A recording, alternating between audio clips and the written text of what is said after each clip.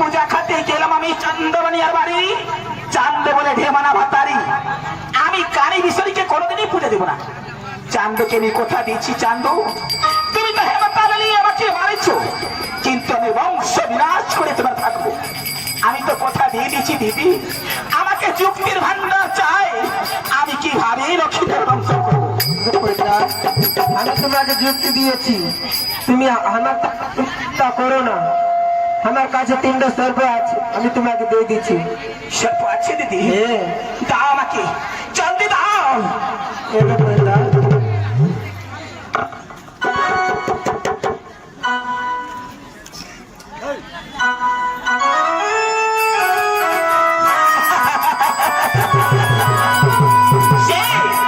আজ আমাকে এই দিদি 3টি সাপ দিয়েছি।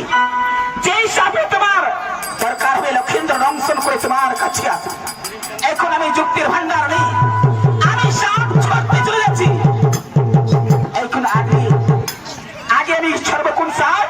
ধরিয়া সাপ। ধরিয়া কোথায় আছে? ধরিয়া এ সাপ পাই আবার